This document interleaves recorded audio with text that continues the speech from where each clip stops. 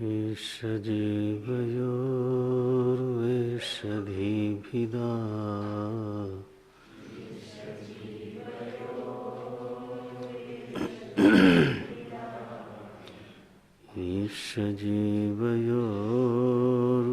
ईशजीवयोर्वेषधीभिदा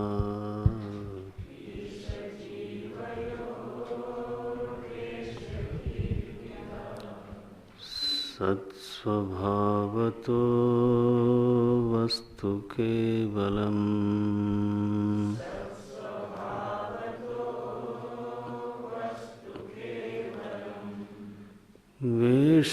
वेषहानतः स्वात्मदर्शनम्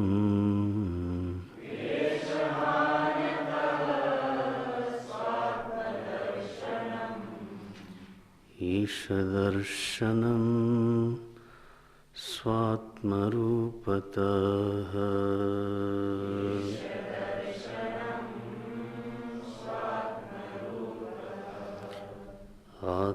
आत्मसंस्थितिः स्वात्मदर्शनम्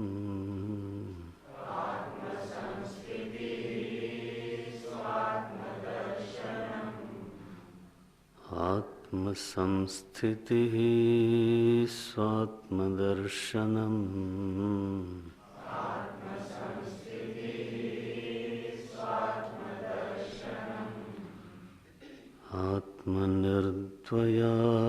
आत्मनिर्द्वयात् आत्मनिष्ठता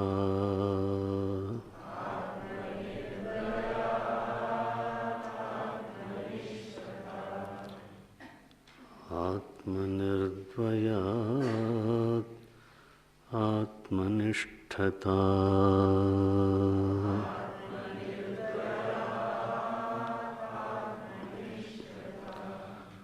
ज्ञानवर्जिता ज्ञानहीनचित्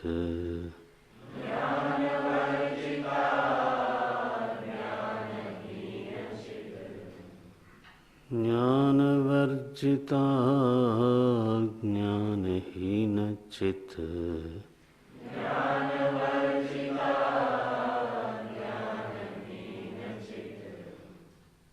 ज्ञानमस्ति किं ज्ञातुमन्तरम्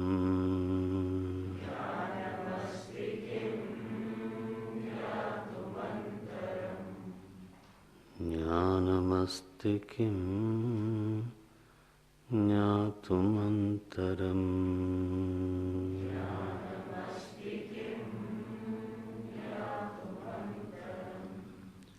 किं स्वरूपमेत्यात्मदर्शने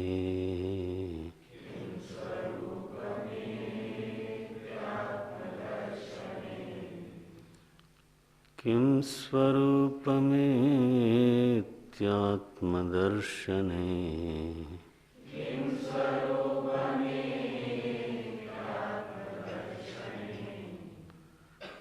अव्यया भवा पूर्णचित्सुखम्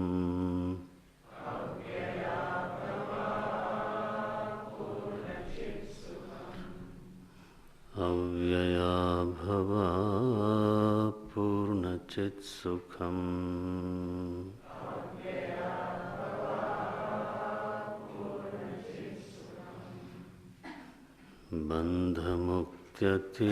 बन्धमुक्त्यतीतं परं सुखम्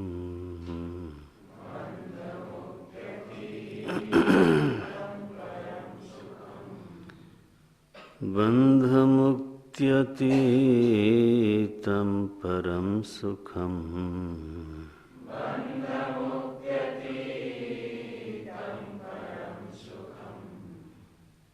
विन्दतीह जीवस्तु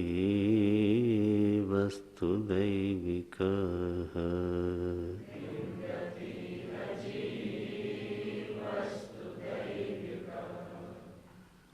विन्दतीह जीवस्तु दैविकः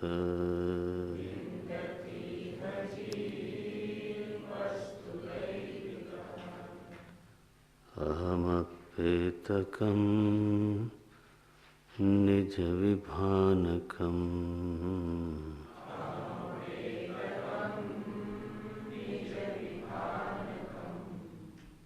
अहमप्येतकं निज विभानकम्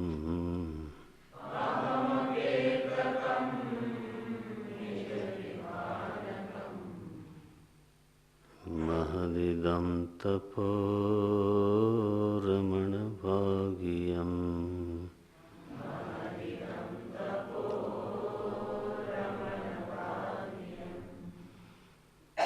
महदिदं तपो रमणभाग्यम्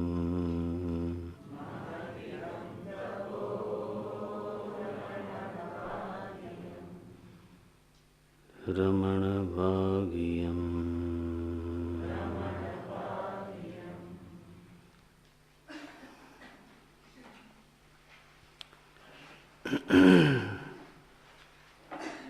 आत्मसंस्थिति ही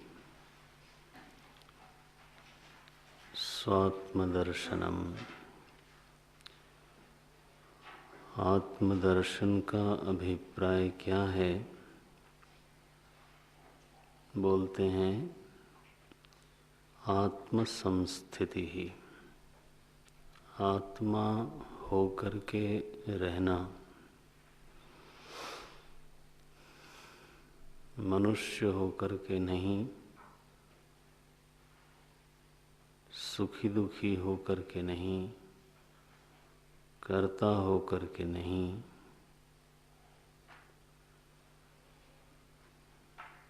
रागद्वेषी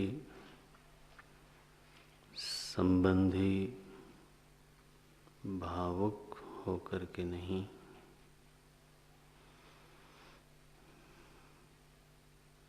विद्वान होकर के नहीं,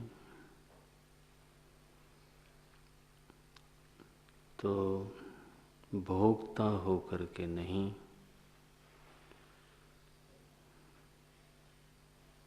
जो आज हमारी स्थिति है वो लगभग ऐसी ही है। बहुत सारे अनुभवों का एक ही साथ मिश्रण हो रहा है। तो मैं अभी अपने को भोक्ता भी अनुभव करता हूँ, कर्ता भी अनुभव करता हूँ, बुद्धि के स्तर पे समझदार ना समझदार भी अनुभव करता हूँ, भावना वाला भी अनुभव करता हूँ, बलवान और निर्बल भी अनुभव करता हूँ, स्त्री पुरुष भी अनुभव करता हूँ, मनुष्य भी अनुभव करता हूँ। मैं में ये सारे जो अनुभव हैं वो घुले मिले हैं। ये हमारी स्थिति है। आत्म संस्थिति नहीं है, अन्य में स्थिति है। देह में स्थिति होने के नाते अपने को स्त्री पुरुष, मनुष्य, युवा, वृद्ध ये अनुभूति होती है। प्राण में स्थिति होने के नाते बलवान और निर्बल होने की अनुभूति होती है। मनोमय कोश में स्थिति होने के नाते राग द्वेषी, प्रेमी, वैरी, तरह तरह की भावनाओं वाला मैं हूँ, यही अनुभव में आता है। विज्ञानमय में स्थिति होने के नाते तो विद्वान, नासमझ, करता, मैं करता, ऐसा ही अनुभव में आता है। तो आनंदमय में स्थिति होने के नाते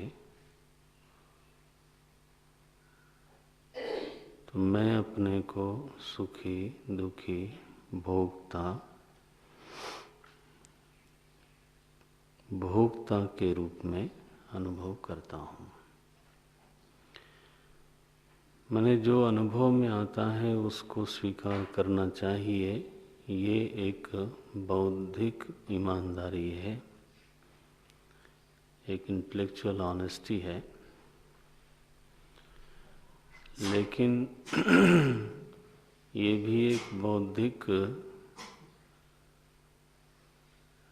कृपणता होगी, यह भी एक बौद्धिक बेईमानी होगी कि जो जो अनुभव में आता है उसकी जांच न की जाए, परीक्षा न की जाए कि आखिर वो अनुभव क्यों होता है। तो मैं स्त्री हूँ, मैं पुरुष हूँ, यह अनुभूति है, इससे मुंह मोड़ने की जरूरत नहीं है। अनुभूति हो रही है तो आप कैसे मुंह मोड़ दोगे। साधना में किसी से इसलिए भागने की जरूरत नहीं है कि ये तो अच्छी बात नहीं है, तो ऐसा तो शास्त्र ने मना किया है। शास्त्र कहता है मैं शरीर नहीं हूँ, मुझे तो लगता है मैं मनुष्य हूँ, और इसलिए इस विचार से भी कहीं अपने मन में कदाचित ग्लानि हो जाए तो आश्चर्य नहीं। तो गंभीर साधक के लिए, सिंसियर साधक के लिए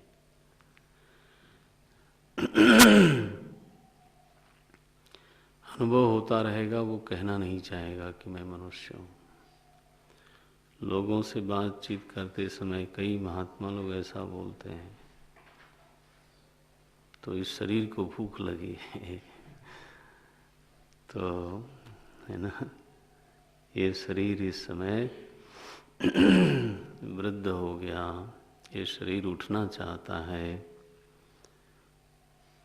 इस तरह के वाक्य का प्रयोग भी होता है, उसमें कोई आपत्ति नहीं है।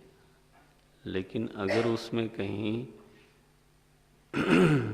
अनुभूति से पलायन की वृत्ति होवे तो उसका आदर नहीं करना चाहिए। अनुभूति है तो है, वो क्यों है उसकी जांच करो। वो सही है कि गलत है उसकी जांच करो।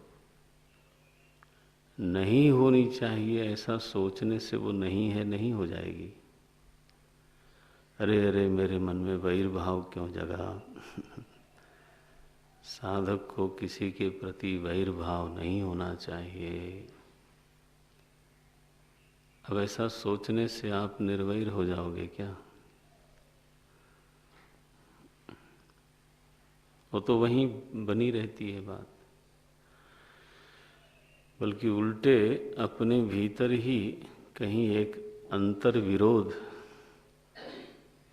खड़ा हो गया। क्या उसको अंग्रेजी में कैसे बोलेंगे? सेल्फ नहीं, कंडेम करने वाला बात, कंडोमिनेशन, कंडेमनेशन, जो भी शब्द है, मैंने आत्मनिंदा होने लगी। ये नहीं होना चाहिए मेरे साथ, ये मेरे साथ ये।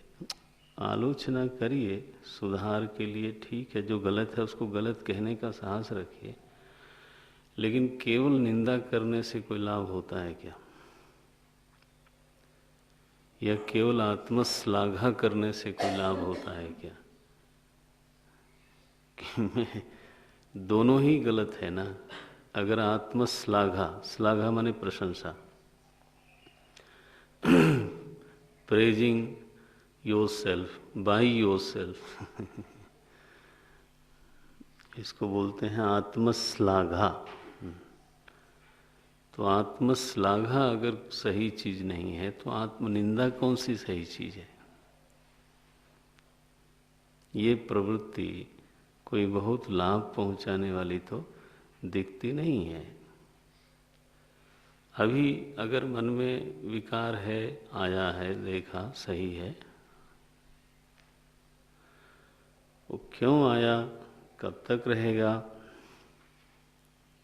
इस पर तो जांच होनी चाहिए। उसका औचित्य है, नहीं है, अनौचित्य है, नहीं है, इसका फल क्या है, कितनी दूर तक हमें लाभ या हानि पहुंचावेगा। मैंने ज्ञान योग तो विचार का मार्ग है भाई, पलायन का नहीं, विरोध का मार्ग नहीं है, अनुरोध का भी मार्ग नहीं है, निरोध का भी मार्ग नहीं है। चुप बैठ जाओ वृत्ति को डांटा, चुप क्यों आती हो? अच्छा, वो थोड़ी देर बैठ जाएगी, अगर आप में बहुत ताकत होगी तो फिर उठेगी, उसमें क्या है।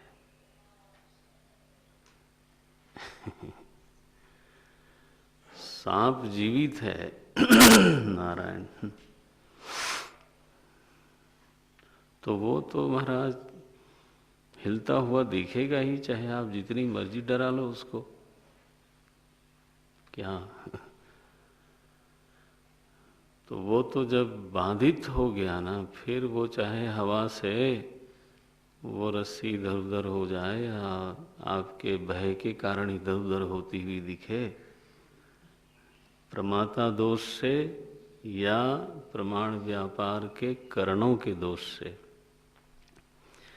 अब ये शब्द मैं बोल देता हूँ प्रसंग आने पर, अभी आपको बताया नहीं है। आप जानते हो ना, रज्जू में सभी को सर्प नहीं दिखता, डरपोक को सर्प दिखता है। इसको बोलते हैं प्रमाता दोष। भ्रम का कारण माने केवल अंधेरा नहीं है। वेदांत विद्या बड़ी जबरदस्त है, बड़ी मीमांसा हुई है इन चीजों पर। तो भ्रम का कारण प्रमाता में भी दोष होता है। तो उसी बाबा को अपनी पत्नी से मिलना था और ऐसी उस समय घोर आसक्ति थी उनको, एक दिन विदाई के बाद चैन नहीं हुआ। तो ऐसी कथा है कि वो महाराज नदी पार करके मुर्दे पे चढ़ के पार कर गए और आंगन में जाने के लिए दरवाजा तो बंद था, तो एक सांप लटक रहा था, तो उसको पकड़ के महाराज चढ़ गए। लो, रज्जू में सर्प नहीं, सर्प में रज्जू का भ्रम हुआ। अब क्यों हुआ? कि वहां डरपोक प्रमाता नहीं था, वहां आसक्त प्रमाता था। अब बोलो तो ये प्रमाता दोष होता है। और कभी प्रमाण व्यापार के जो उपादान हैं उनकी न्यूनता के कारण भ्रम हो जाता है। न्यूनता मतलब पर्याप्त प्रकाश नहीं है, ज्यादा दूरी पर है वो चीज, इसलिए भ्रम हो गया। तो भ्रम के अलग अलग कारण होते हैं। बहरहाल जब तक भ्रम विद्यमान है तब तक तो वो चलता ही रहेगा। निर्भ्रांत स्थिति में चाहे वो हवा से हिले, चाहे जो मर्जी करे, तो कोई फर्क पड़ता नहीं। लेकिन चुप बैठो, क्यों आया, विरोध करूंगा इसका तो विरोध, अनुरोध, निरोध से लाभ होता है, इतना नहीं होता। विचार मार्ग वो नहीं है। और असली अपराध जो है ना वो विचार का ही है। ये सब विचार के सहायक ही हो सकते हैं, चाहे अनुरोध हो, चाहे विरोध हो, चाहे निरोध हो। आपने आत्मबोध में पढ़ा, अविरोधितया कर्म ना विद्याम विनिवर्तयेत। ये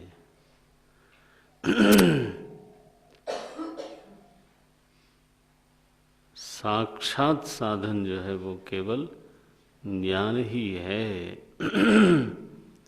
विद्या विद्याम निहन्त्येव तेजस्तिमिर संघवत। हाँ, क्योंकि उसका आपस में विरोध है, साधकत्व बाधकत्व है ये।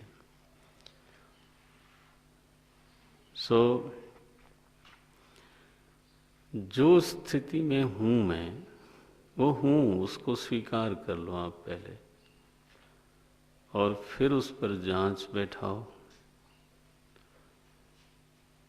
तो आत्मसंस्थिति ही, निर्णय ये है कि स्थिति हमारी आत्मा में होनी चाहिए। किसी भी कोश में स्थिति होवे तो उसको हम आत्मदर्शन नहीं कह सकते।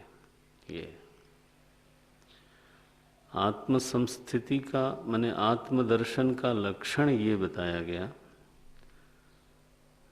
किम आत्मदर्शनम, आत्मदर्शन क्या है?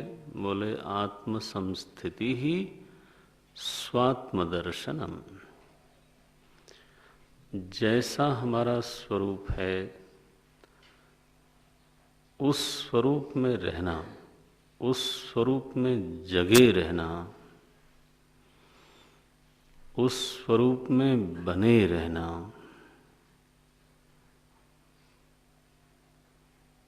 यही स्वात्म दर्शन है।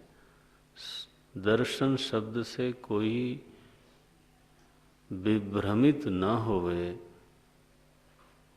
दर्शन शब्द बोला गया तो कोई दृष्टा होगा, कोई दृश्य होगा, और उसके बीच में दर्शन क्रिया चल रही होगी। चूंकि दर्शन क्रिया चल रही है इसलिए कोई स्थान होगा, और क्रिया बिना काल के नहीं होती, ध्यान रखना। क्रिया बिना काल और बिना देश के नहीं होती, क्रिया बिना कर्ता के नहीं होती। तो अब कोई हमारी बुद्धि कुतर्क करने लगे, हमारे ही सामने करने लगे कि आत्मदर्शन लिखा है इसलिए यहाँ पर कोई दृष्टा होना चाहिए, कोई दृश्य होना चाहिए, दर्शन की क्रिया होगी। कहाँ होगी? बोले उस वट वृक्ष के नीचे होगी। महाराज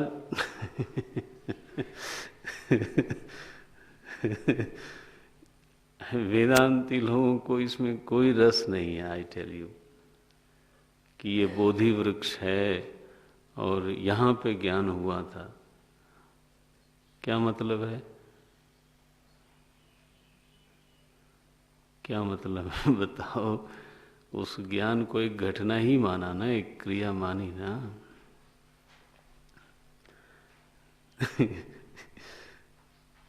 ये अच्छी तरह से विचार तो होता नहीं तो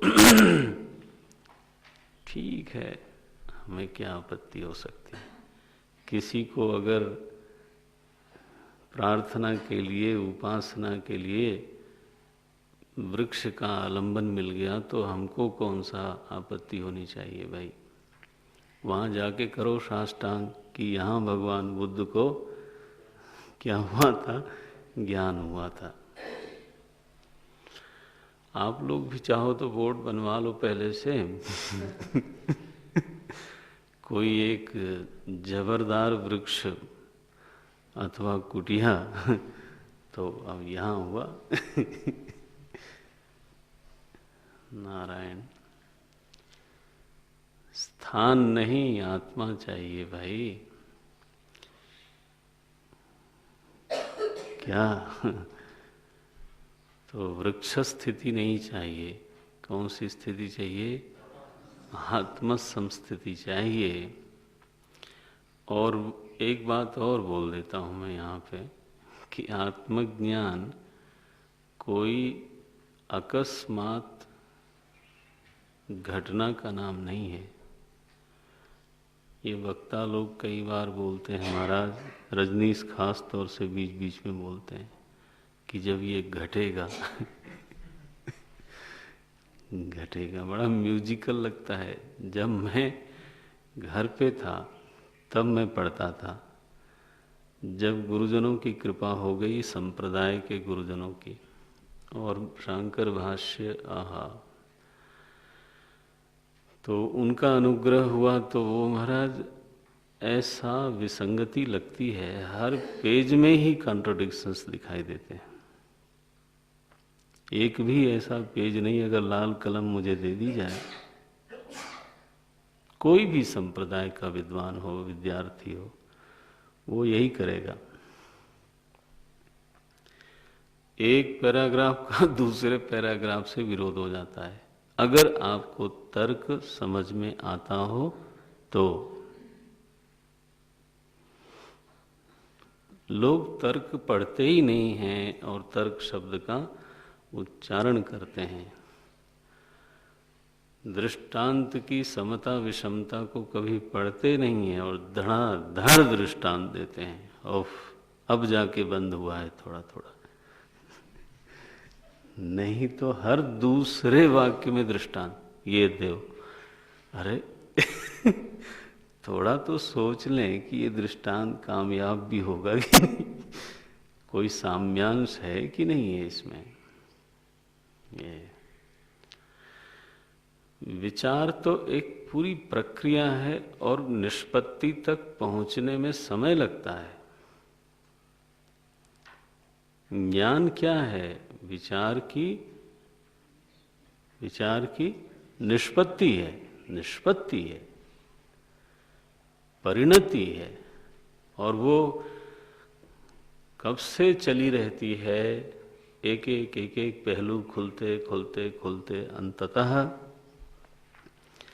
क्या आप ये कहना चाहते हो कि गैलीलियो एक दिन बैठे थे और अचानक जो है उनके ब्रह्मरंध्र में कुछ फुरफुरी हुई,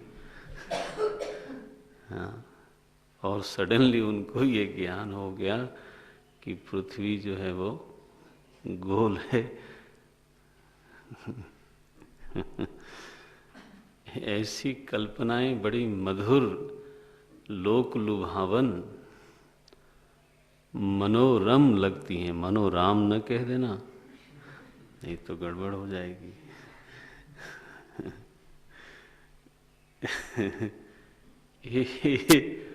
मधुर मधुर, मीठी मीठी, लोक लुभावन, मनोरम कल्पनाएं, ये अध्यात्म का ये भी एक पहलू है। और महाराज ऐसा प्रेम हो जाता है इससे कि यथार्थ छोड़ने के अधिकारी बन जाते हैं। परम त्यागी। किसका त्याग किया?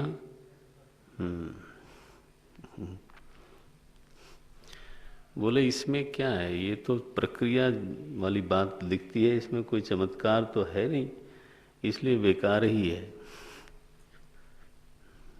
ना ना, मतलब क्या है? दर्शन शब्द का हमने अर्थ मान ही लिया है कि दर्शन की कोई क्रिया जरूर होगी, यही माना ना। तब तो जब क्रिया होगी तो क्रिया तो काल सापेक्ष है, क्रिया तो देश सापेक्ष है, क्रिया कर्ता सापेक्ष है। क्रिया होगी तब तो सब ठीक ही है। तो यहाँ हमारे भगवान रमण महर्षि क्या बोलते हैं? आत्म संस्थिति ही आत्मदर्शनम। बस आत्मा हो करके रह जाना। जैसे आप हो वैसे होके रह जाना, बस उस बिंदु पर हमारी स्थिति बन जाए, बस बस बस, उसको बोलते हैं आत्मदर्शनम। मुक्ति कोई घटना नहीं है। कल मैंने भागवत जी का उदाहरण दिया था, कोई पूछ रहा था, मैंने रेफरेंस बताया भी। अब उसकी जिज्ञासा की बात है कि उसने उसको जाके देखा कि नहीं देखा। देखो ये मंद जिज्ञासु जो होते हैं ना, वो नाई को देख करके उनका बाल बढ़ जाता है।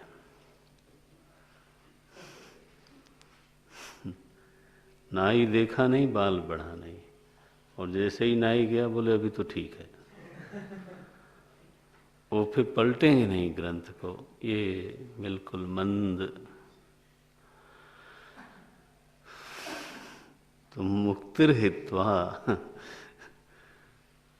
अन्यथा रूपम स्वरूपेण व्यवस्थिति ही। मुक्ति कोई घटना नहीं है वेदांत के दर्शन में। मुक्ति क्या है? स्वरूप में व्यवस्थिति। ये जब आप घटना बनाओगे तब तो देश काल कर्ता वो सब आना ही आना है, तब तो एक वृक्ष बनेगा ही बनेगा वहां से। Every branch of knowledge has the continuous process. Call it medical science, call it physics, call it any branch of knowledge. नहीं?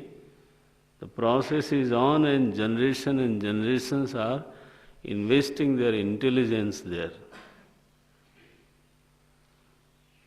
तो एक जब साधक अपने ज्ञान को दूर करता है तो वो कब से विचार कर रहा है, कब से बोले कहाँ कहाँ विचार कर रहा है, चल रहा है, कंटिन्यूअस चल रहा है। नारायण। आत्मनिर्द्वयात्, आत्मनिष्ठता, ये एक शब्द आया यहाँ पर और ये आता रहेगा, बड़ा शब्द है। दर्शन का ये बड़ा शब्द है। ज्ञान और निष्ठा, ये दो चीजें हैं, ऐसा एक लोग मानते हैं। दूसरे लोग ऐसा भी मानते हैं कि ज्ञान और निष्ठा में कोई भेद नहीं है। हमारे ही संप्रदाय में ये दोनों मान्यताएं हैं। उनका ये कहना है ज्ञान है तो बस है, निष्ठा का क्या लेना है। अब उनका दृष्टांत सुनो आप। रज्जू सर्प का जो दृष्टांत है वो क्लासिकल है, उस पर कभी आप थोड़ा हल्की बुद्धि न रखना। उसके इतने आयाम हैं उस दृष्टांत के, विचार को इतनी मदद करता है वो। अब रज्जू सर्प का दृष्टांत है इसमें कि एक किसी साधक ने सर्प को प्रकाश में देखा, पता चला कि वहाँ पर रज्जू है, रज्जू का ज्ञान हो गया। अब रज्जू का ज्ञान हो जाने के बाद उस ज्ञान में निष्ठा प्राप्त करने के लिए वो क्या करेगा? समाधि लगाएगा कि नहीं, अभी अभी तो ज्ञान हुआ है, अभी इसको हमें क्या करना है? पक्का करना है। नहीं, थोड़ी देर जप करते हैं।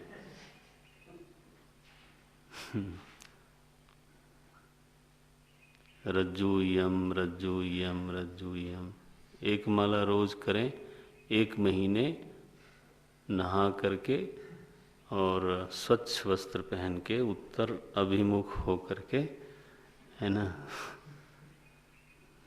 और माला भी जो है रुद्राक्ष की होवे या तुलसी की, वो भी निश्चय हो जाए तो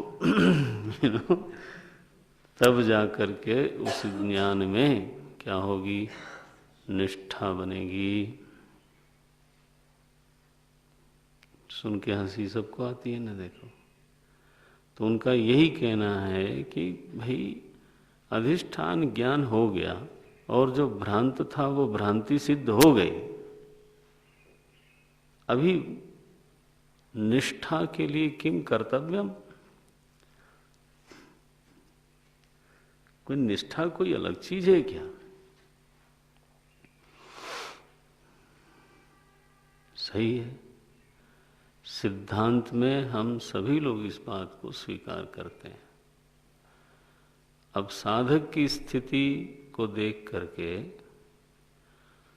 और उसकी जो सच्चाई है उसको स्वीकार करके दूसरी बात कही जाती है कि यह होता है और हो सकता है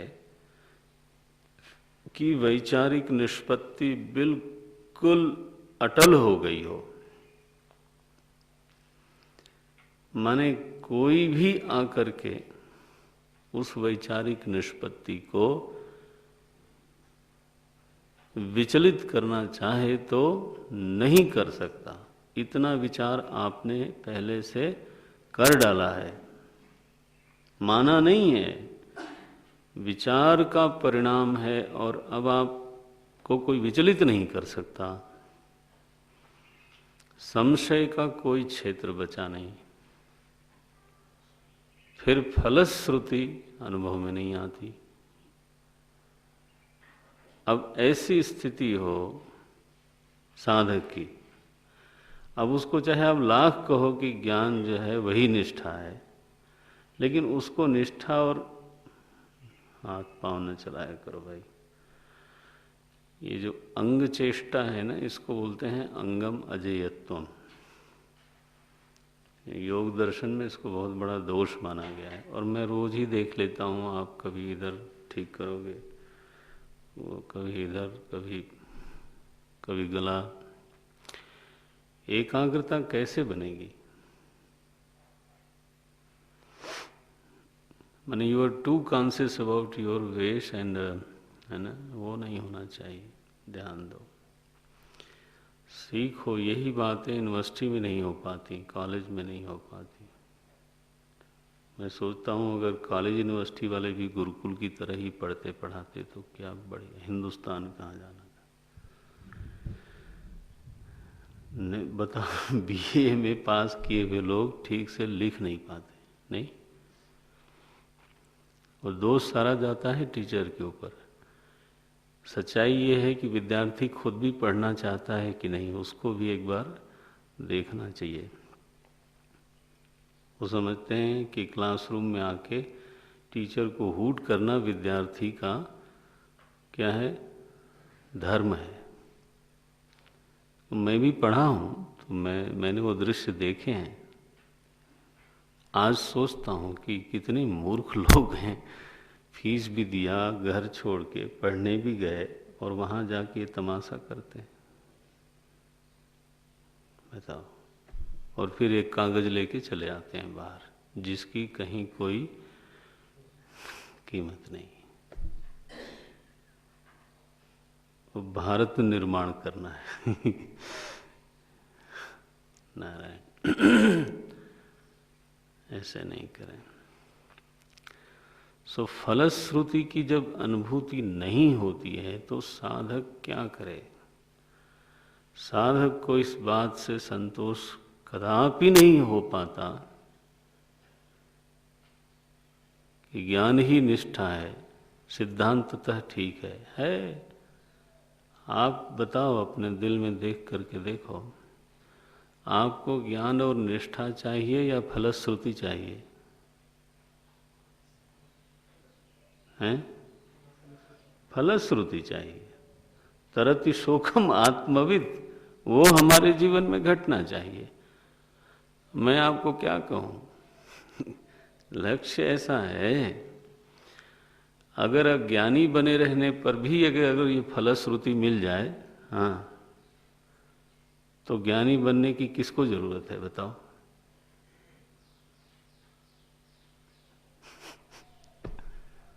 ये तो असल में तो हमको जो चीज चाहिए वो है शोक से पार जाना वो तो हमारी इच्छा है, उसको लेकर के तो साधना होती है। कोई ज्ञानी बनने के लिए साधना थोड़ो करता है। ये तो बेईमानी वाली बात है कहने की ज्ञानी बनने के लिए। नंदति नंदति नंदत्येव, इस स्थिति में रहने के लिए कोई साधना होती है। वो नहीं होती है तो चाहे आप जितनी मर्जी बोल लो। तो अगर शोक हमारा स्पर्श करता ही है और भविष्य का भय हमारे सिर पे आता ही है, तो चाहे जितनी मर्जी विद्या हो उससे हमको संतोष होगा क्या? नहीं हो सकता। ये तो ऐसे साधक की स्थिति को भी स्वीकार करना चाहिए, उसको स्वीकार बिल्कुल न करना ये भी बात सही नहीं। तो श्रुति ने ही इस साधक को स्वीकार किया और कहा साधन 3 है, श्रोतव्य, मंतव्य, फिर निदिध्यासितव्य। बोले ये 3 साधनों का फल क्या है? बोले 3 साधनों का फल 3 दोषों की निवृत्ति है। श्रवणेन अज्ञानम, मननेन संशयः संशयम, और निदिध्यासेन विपर्ययम, निदिध्यासन के द्वारा विपरीत भावना की निवृत्ति। ये विपरीत भावना माने संशय ज्ञान, माने संशय रहित ज्ञान हो जाने के बाद भी आत्म संस्थिति नहीं बन पा रही है, उसका साधन बताया गया। क्या? निदिध्यासन। निदिध्यासन शब्द का थोड़ा थोड़ा समझा होगा आपने। निदिध्यासन माने केवल चित्त को सात्विक या शांत बनाना नहीं होता, एकाग्र बनाना नहीं होता, बल्कि शांत प्रसन्न एकाग्र चित्त का सुने हुए गुने हुए चुने हुए ध्येय में निवेश करना निदिध्यासन है। फिर से बोल देता हूं, ध्येय में निवेश करना निदिध्यासन है। कौन सा ध्येय? जिसके बारे में आपने अच्छी तरह से सुना है, फिर गुना है और उसी को जीवन के लिए चुना है। ये तो कई जोड़ तोड़ करने के बाद ये वाक्य मेरे मन में बन गया। ठीक ठीक वाक्य भी बनना चाहिए। निगमन वाक्य बोलते हैं इसको। सुने हुए गुने हुए चुने हुए ध्येय में चित्त का निवेश करना। निवेश माने इन्वेस्टमेंट होता है। ये कम हिंदी जानने वालों के लिए बोल रहा हूँ। वो इसलिए कि वो बाद में अच्छी हिंदी जान लें, इसलिए नहीं कि मुझे बार बार अंग्रेजी बोलनी पड़े। नो। कौन सा चित्त का निवेश हो सकता है? विक्षिप्त चित्त का हो ही नहीं सकता। इसलिए निर्मल शांत एकाग्र प्रसन्न चित्त का ऐसे ध्येय में निवेश करना, इसको निदिध्यासन बोलते हैं।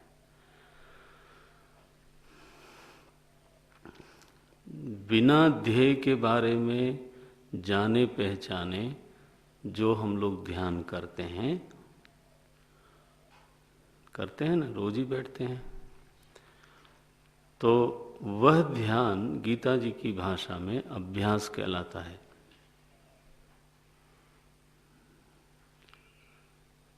वो बैठने से, प्राण को सम करने से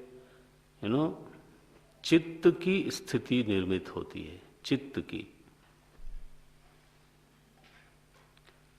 कोई विपरीत भावना नहीं जाती उससे। क्या होता है? चित्त का निर्माण होता है। चित्त में प्रशांति आती है, चित्त में एकाग्रता आती है, चित्त में गहराई आती है। चित्त निर्माण अलग चीज है, विपरीत भावना की निवृत्ति अलग चीज है। बहुत बार ऐसा होता है कि चित्त की स्थिति इतनी प्यारी हो जाती है कि we fall in love with it. किससे? किससे? चित्त की स्थिति से प्रेम कर बैठते हैं। तो हमको ऐसा ही चित्त चाहिए। लो, उसके लिए क्या करूं? वो वही बैठते रहो, बार बार बैठते रहो, मजा बहुत आता है। स्थिति अच्छी तो है ही है, लगती भी अच्छी है, तो लगता है बैठे।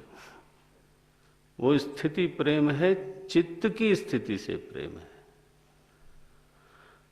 जब छोड़ोगे फिर गड़बड़ हो जाएगी। वहां कोई विपरीत भावना की निवृत्ति का प्रयोजन सफल नहीं हो रहा है। इसलिए भगवान ने 12वें अध्याय के 12वें श्लोक में मेरे ख्याल से लिखा, श्रेयो ही ज्ञानम अभ्यासात्। अभ्यास से ज्ञान श्रेष्ठ है। केवल चित्त स्थिति का निर्माण बार बार करो, उसकी प्रशांति का आनंद लो, उससे बेहतर है कि ध्येय के बारे में जानो, पहचानो। ये भगवान की अपनी वाणी है। क्या बोलते हैं? श्रेयो ही ज्ञानम। किससे? अभ्यासात्। लेकिन फिर कहा ज्ञानात् ध्यानम विशिष्यते। ये देखो, तो जाना हुआ है और विपरीत भावना बनी हुई है, तो मजा तो नहीं आएगा। तो अब उस जाने हुए से आगे की बात यह है कि ध्यान करो। किसके लिए कहा गया? जिसको जानने के बाद भी विपरीत भावना बनी हुई है। देखो कैसा श्लोक, कौन सा है ये? 12वां ना? हाँ, 12-12, ये ध्यान रखो। ऐसे याद कर लेते हैं लोग, 12-12 ऐसे। तो श्रेयो ही ज्ञानम, पहले कहा ये केवल चित्त निर्माण वाला जो अभ्यास है उससे बेहतर है ज्ञान। लेकिन ज्ञानात् ध्यानम विशिष्यते। तो एक ही श्लोक में 2 तरह के ध्यान का उल्लेख हो गया। गीता जी में बार बार ये बात कही गई है, दोनों बातें कही गई। मैं 6ठा अध्याय का एक वाक्य सुनाता हूं। उपविश्य आसने युञ्ज्यात् योगम, बोले? हाँ, योगम आत्म विशुद्ध है। देखो, अब यहां विशुद्ध है, योगम युञ्ज्यात्। विशुद्ध है माने आत्मा के विशुद्धि के लिए। अब नित्य शुद्ध स्वरूप आत्मा में जी क्या विशुद्धि करोगे? तो जो अशुद्ध है उसी को शुद्ध करना है। अशुद्ध कौन है? चित्त। तो गीता में आत्मा शब्द शरीर के लिए भी आता है, आत्मा शरीर मन के लिए भी आता है। देखो, तो शास्त्र को सम्यक समझना चाहिए। सो आत्मनिष्ठा शब्द निरर्थक नहीं है। मेरा प्रतिपादन ये है, ये न भूल जाना कि आखिर ये चर्चा हो किस ले रही है? क्योंकि दो मत हैं और पहले वाले मत के पास तर्क बहुत प्रबल है। मैंने दृष्टांत दिया। क्या दृष्टांत दिया? कि एक बार रज्जू का ज्ञान हो जाने के बाद उसमें निष्ठा पाने के लिए आप कोई क्या करते हो? कुछ नहीं। That's correct. सिद्धांत में ये बात बिल्कुल सही है, लेकिन साधक बेचारा उसको भी तो थोड़ा देख लो भाई।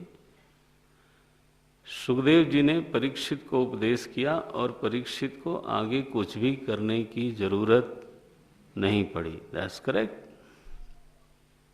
ऐसे साधक हुए हैं जिनको श्रवण मात्र से ज्ञान हुआ और वह ज्ञान ही निष्ठा भी थी।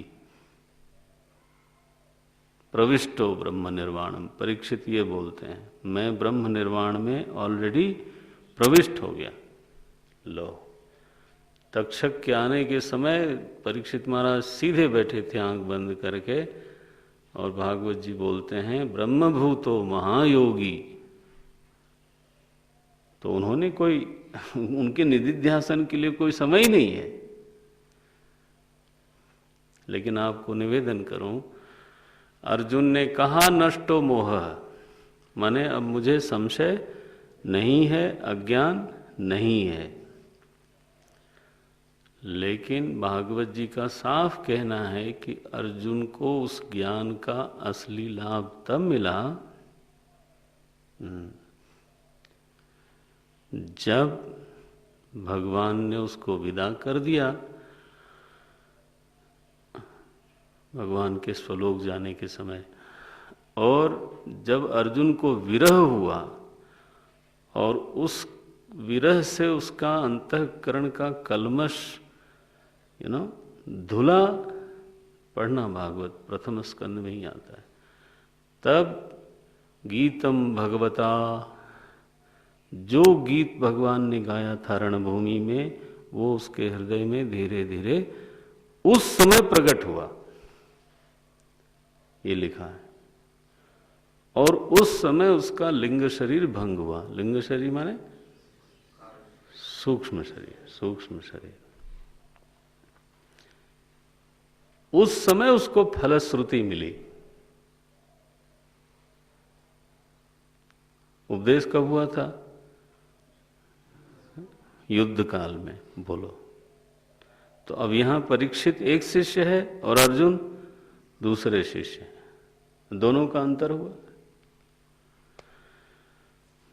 बात समझनी चाहिए। इसलिए निष्ठा एक सार्थक शब्द है। ज़्यादातर अधिकतर साधकों के लिए वो प्रक्रिया लाभकारी है। बोले निष्ठा का स्वरूप क्या है? निष्ठा का स्वरूप ये है कि यह निश्चित बुद्धि हो जाए कि कोई दूसरा नहीं है। आत्मा चेतना स्वरूप है, आनंद स्वरूप है, स्वतः सिद्ध है। और जिसको कल तक हम दृश्य बोल रहे थे, जगत बोल रहे थे, विश्व बोल रहे थे, हैं जी, उसमें से कोई भी चीज वास्तव में है नहीं। माने देखो, स्थूल बात यह है कि हम जगत बोलते हैं, विश्व बोलते हैं, फिर साधना बहुत बढ़ी, अच्छी हुई, विचार बहुत अच्छा हुआ, तब जगत को हम दृश्य बोलने लगे। आपको फर्क मालूम पड़ता है? जगत एक ज्यादा ठोस चीज मालूम पड़ती है और दृश्य थोड़ा हल्का हुआ ना। उसकी कमर तोड़ी कि नहीं आपने? तो जिसको साधारण रूप से जगत कहा जाता है, उसी को वेदांत के साधक ने अब ये समझा कि ये दृश्य प्रपंच है। अब यह दृश्य प्रपंच कितना सच है पता चला है ही नहीं कुछ। अपने आत्मदेव ही नाना रूपों में गलती से भास रहे हैं जैसे स्वप्न में। जब ऐसी किसी की दृढ़ भूमि हो जाए ना, तो उसका मन जहां जाएगा वो जगत होगा कि आत्मा होगी। ये तो अन्य में जाने की संभावना निरस्त हो गई। तो यहां रमण महर्षि क्या बोलते हैं, आत्म निर्द्वयात्। निष्ठा का स्वरूप क्या है, आत्म निर्द्वयात्। जब तक अद्वितीयता की प्रतिपत्ति नहीं हो जाती, जब तक एक लेश भी बचा हुआ हो, क्या कि दूसरा है तो दूसरा है तो दूसरे में मन जाएगा तो लगेगा स्खलितो हम,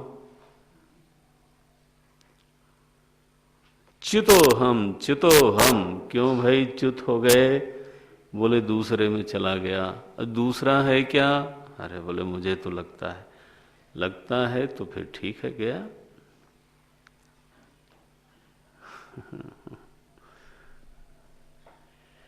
पति तो हम। जिसको आप निष्ठा बोलते हो वो अद्वितीयता की दृढ़ भूमि के बिना बनता नहीं, ये रमण महर्षि का कहना है।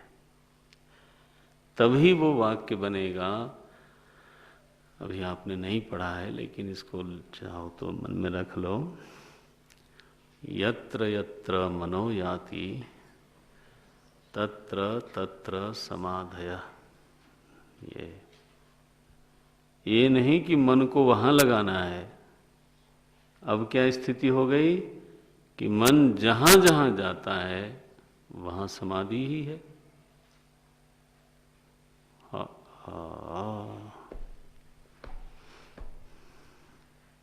घटिया दृष्टांत देता हूं एक। किसी को पक्का मालूम है कि ये जगत पंचभूत से बना है, तो आपका मन पंचभूत को छोड़ करके किसको छूता है? जिसको भी मन छुएगा किसको छुएगा? देखो, तो पंचभूत ही सभी रूपों में अगर प्रकट है तो मन चाहे जिसको स्पर्श करे, वो स्पर्श किसका किया उसने? पंचभूत का। इसको थोड़ा ऊपर ले जाएं। अगर परमात्मा ही सब रूपों में प्रकट हो रहा है तो फिर मन जिसको भी छुएगा वो परमात्मा को ही छुएगा। ऐसा है। इसको बोलते हैं निष्ठा, आत्म निर्द्वयात्। आत्मनिष्ठता बहुत बढ़िया। बोले महाराज स्वरूप की स्थिति आपने कहा वही आत्मदर्शन है, तो स्वरूप की स्थिति कैसी होती है लगभग? बोले रमण महर्षि मूड में है, मैंने singing the glory of this highest state.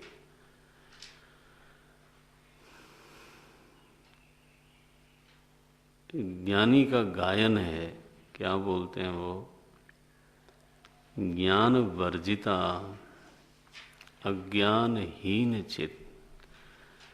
ये जो बौद्धिक स्तर पे कोई निवास करने वाला व्यक्ति हो, he might find it a tremendous contradiction in this sentence.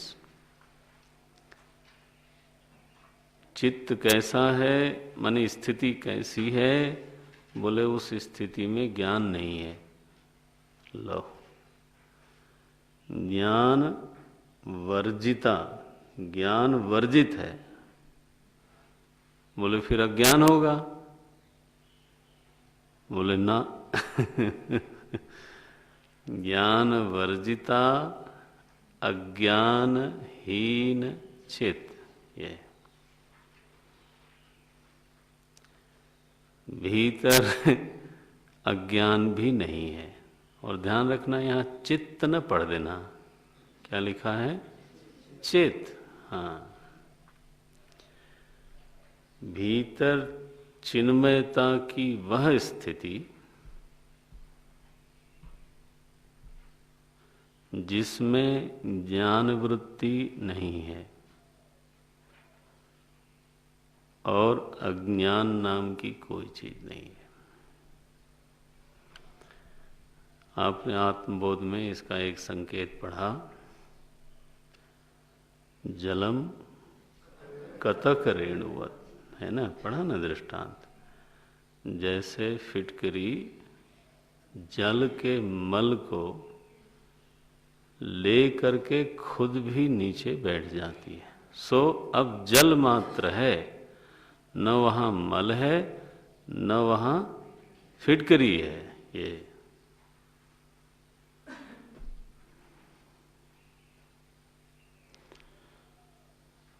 तो ज्ञान वृत्ति ने अज्ञान को मारा और फिर अकेले तलवार भांजती रहेगी।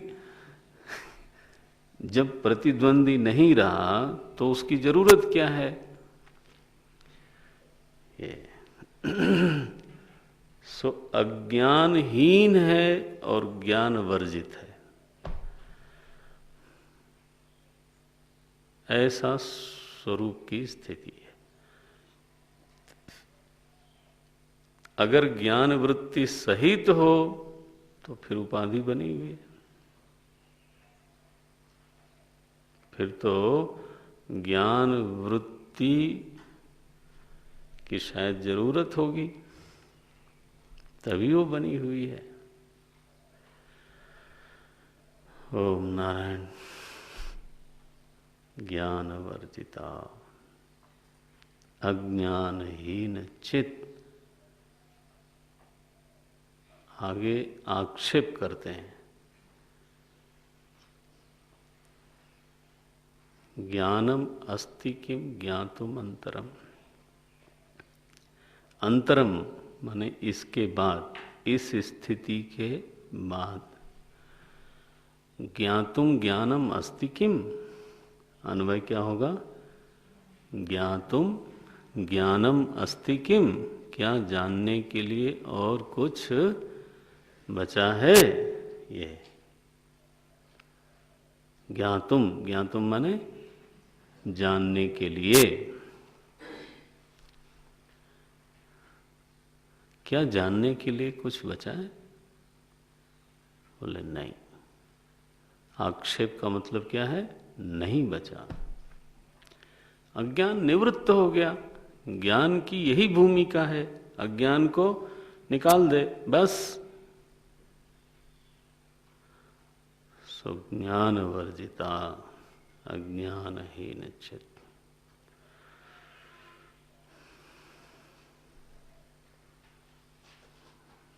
कपड़े में से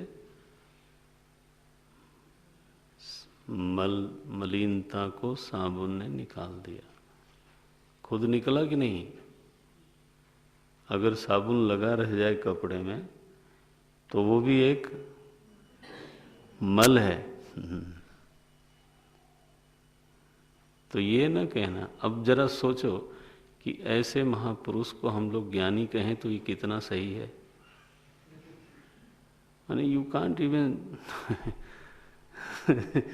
एड्रेस हिम एज ए ज्ञानी। और तो स्वरूपनिष्ठ है। बाबा से पूछा गया, उड़िया बाबा से, कि आप ज्ञानी हो? तो बोले ज्ञान का अभिमानी तो ज्ञानी नहीं होता। ज्ञानी कौन है? जो ज्ञान का अभिमानी, अभिमानी माने घमंड नहीं समझना, जिसके भीतर ये भाव है कि मैं ज्ञान वाला हूँ। ये जैसे देहाभिमानी माने क्या? देह वाला, तो ज्ञानाभिमानी माने ज्ञान वाला। तो बोले जो ज्ञान वाला बना हुआ है वो ज्ञानी कैसा?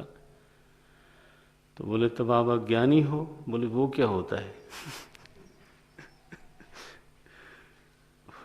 वो बताओ, वो अज्ञान क्या होता है?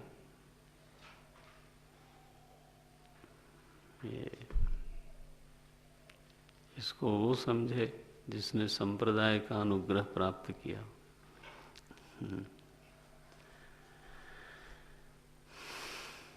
ज्ञान वर्जिता ज्ञानहीन चित ज्ञानम अस्ति किम ज्ञातुम अंतरम। अंतरम माने इसके बाद, ज्ञातुम ज्ञानम अस्ति किम। पूछा किसी ने कि ऐसी स्थिति में स्वरूप क्या है, कैसा लगता है? हम इसको दोहराएंगे लेकिन अनुवाद देख लो, बड़ा मधुर है ये। किम स्वरूपम, प्रश्न है किम स्वरूपम इति आत्मदर्शने। आत्मदर्शन में, आत्मदर्शन के समय किम स्वरूपम, पररूपम नहीं है, किम स्वरूपम, अपना रूप कैसा होता है महाराज? बोले तुमको एक बात बोल देता हूं, वो सुख रूप होता है। बोले वो तो ठीक लगा, फिर मने पाने लायक है फिर। भगवान साफ शब्द में बोलते हैं, पूर्ण चित सुखम, स्वरूपावस्थान, स्वरूप स्थिति सुख रूप है। इतनी बात जान लो। आज नहीं, जब भी अनुभव होगा ऐसा ही होगा। सुखम, ये पहला शब्द दिया। वो कैसा सुख है? बोले मालूम पड़ता हुआ सुख है, चित सुखम है। ये नहीं कि नामालूम सुख है सुसुप्ति की तरह। अहम किंचित ना वेदिशम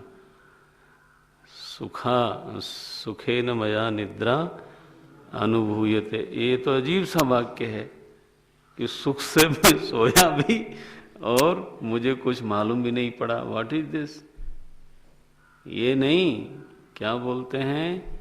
चित सुखम, जगमग करता हुआ, मालूम पड़ता हुआ। गीता जी में लिखा प्रत्यक्षावगमम। क्यों अनिरुद्ध जी? भगवान ने तो यहां तक बोल दिया, हालांकि उसकी मीमांसा करना फिर मुश्किल हो जाती है, करना माने भटक भी सकता आदमी। वाक्य बोला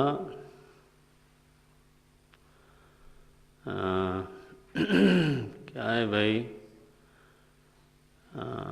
बुद्धिग्राह्यम अतीन्द्रियम, पूरा कैसे है? सुखम आत्यंतिकम यत्तद बुद्धिग्राह्यम अतीन्द्रियम। वो आत्यंतिक सुख की स्थिति है। बोले महाराज मुझे मालूम भी पड़ेगा कि नहीं पड़ेगा? भगवान ने कह दिया बुद्धिग्राह्यम। लो,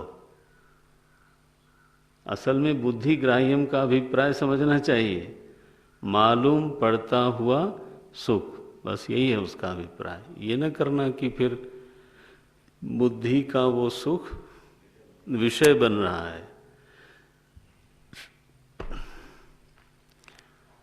लेकिन प्रभु की वाणी है, आप ऐसे इधर उधर उसको इग्नोर भी नहीं कर सकते। यहाँ भगवान रमण महर्षि बोलते हैं सुखम कीदृशम चित सुखम।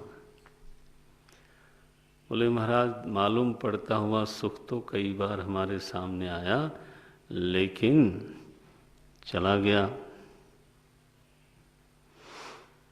बोले यस, ये जो है न आता है न जाता है। लो, अव्यय अभव, क्या शब्द लिखा उन्होंने? अभव माने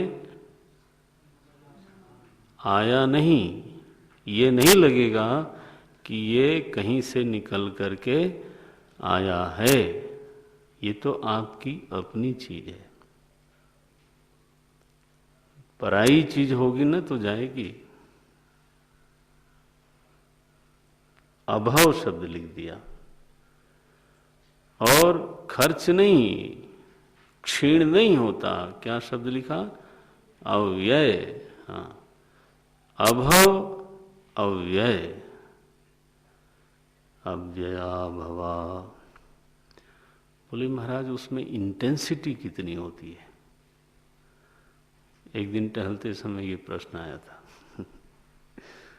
तो इंटेंसिटी कितनी होती है? सबकी एक ही होती है या रूपेंद्र की कम होती है, कालरा जी की कभी ज्यादा कभी कम, कि नारायण महाराज की ज्यादा हो जाती है? यही इंटेंसिटी तो यही मतलब हुआ ना फिर। किसी में कम किसी में ज्यादा। तो प्रश्न स्वाभाविक है, साधक का प्रश्न तो स्वाभाविक है। यहां क्या बोलते हैं? अपूर्ण। देखो ये क्या बताने के लिए है? पूरा सुख होता है, उसमें कम ज्यादा, हाँ ये बात न करो कि उनको थोड़ा कम हुआ, हमको थोड़ा ज्यादा हुआ, हमको कम हो गया, इस बार उनको ज्यादा हो गया। एक ही क्रिया में हर बार उतना ही सुख नहीं होता। आपका हमारा अनुभव है। ये तो अपूर्ण सुख में ये सब लीला चलती रहती है, क्योंकि संभावना रहती है बढ़ने की और घटने की। यहां क्या बोलते हैं? अव्यय सुख है, अभव सुख है और अपूर्ण सुख है। न बढ़ने की संभावना है, न घटने की संभावना है। क्या एक्सप्रेशन देखो आप। महापुरुषों ने उस चीज के बारे में भी बोला है और बड़ी कुशलता से बोला है जिस चीज के बारे में बोलना लोगों को असंभव जान पड़ा। बुद्ध को लगा कि बोलना बड़ा मुश्किल है, हमारे ऋषियों ने बोलना बंद ही नहीं किया। उन्होंने कहा अगर महिमा गानी है तो इसी की गाओ, जो साधक है वो समझेगा।